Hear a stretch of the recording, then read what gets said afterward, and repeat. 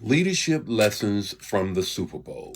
Leadership lessons from the Super Bowl. Good morning, everybody. Happy Monday morning. It's time for Monday morning. It's the first day of the work week for many people, and it's time to get into it. And I don't know about you. I am an NFL football fan, love some football.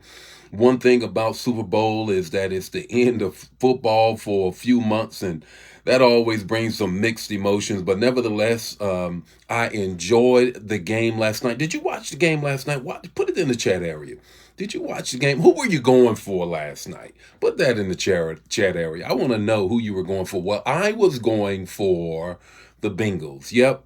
Even though I live in the St. Louis metropolitan area and the Rams were recently our team, well, since they double crossed us, I said, away with the Rams. I'm done with you. I'm over you.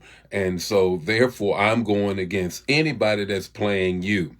But, okay, it ain't something to lose my sleep over. I just love a good game. And last night was a good game. And it gave us some lessons. It gave us some lessons. And I want you to learn some leadership lessons from last night's game. How about that?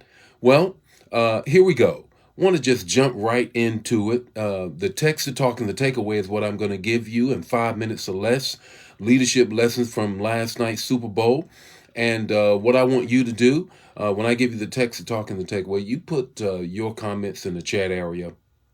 The cumulative effect of the revelation that you get will help somebody else watch it that watches it later.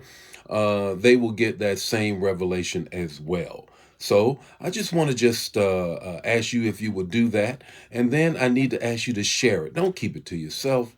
Don't keep it to yourself. And also want you to join me tomorrow as well and invite somebody with you to say, you know what, I get a great manna for the balance of my day. Join me, 8 o'clock Central Standard Time. Here we go, 5 minutes or less. Leadership lessons from the Super Bowl. Leadership lessons from the Super Bowl. I'll already admit my team lost. The Bengals, that's who I was going for. Well, here's the text. The text is this. James 3:1 said, not many of you should become teachers, my fellow believers, because you know we who teach will be judged more strictly. Not many of you should become teachers because you know we who teach will be judged more strictly. I want to read that again and update the language. Notice the word teachers is a leadership position. So let's inject that. Not many of you should become leaders, my fellow believers, because you know that leaders will be judged more strictly than others. Leaders are going to be judged more strictly. So let's judge the leadership on yesterday. Let's judge the leadership on yesterday. Three things about that text and three lessons that I learned last night. One, don't keep doing the same thing and expecting a different result. Don't keep doing the same thing expecting a different result. Okay, we're in the second half of the game, and it is clear it was already part of the narrative. Will Joe Cool going to be protected by his offensive line? Whether or not the front four of the Rams are going to be able to break through. And everybody said if they break through, they will not be able to win the game. Well, they held them off in the first half. The second half, not so much. But they Bengals kept doing the same thing, expecting a different result. You needed to move the pocket, move Joe around.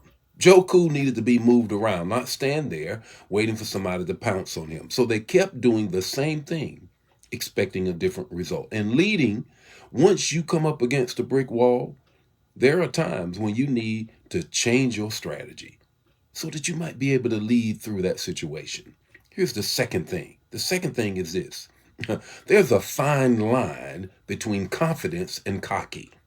There is a fine line between confidence and cocky. Now, I got to admit, I really like the drip and the swag of Joe. I mean, that guy, I'm talking about the quarterback of the Bengals. I really like that guy's flow.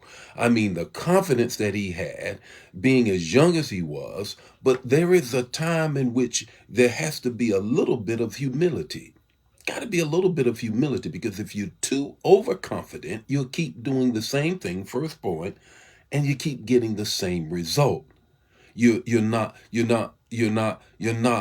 je- checked into the point that, wait a minute, maybe I should abase myself. That's what the word says. Abase yourself and God will exalt you. If you exalt yourself, then God will abase you. In other words, in up-to-date language and not King James language, if you keep looking at yourself as being all that in a bag of chips, then God is going to crush your chip bag. You need to say, wait a minute, I got to have some humility here. Then God will exalt you. Joe might have had a little bit too much cockiness. I don't know. Well, here's the third thing. Here's the third thing is this: persevere under pressure. Persevere under pressure. You know, I saw that and I was just sitting in the chair. I said, you know what? This is not going to end well for us. As the Rams marched down the field, they were persevering under tremendous pressure. Coop, the receiver, he was persevering under tremendous pressure. You know, in leadership, no matter the pressure that you're under, you've got to say, I'm going to persevere. You know, you have to say, no many the trials that I have, I'm going to keep at it. Well, what's your takeaway this morning? What's your takeaway this morning? Your takeaway is this: life lessons are leadership lessons. Life lessons are leadership lessons. As you live your life, the lessons you learn will help you lead better.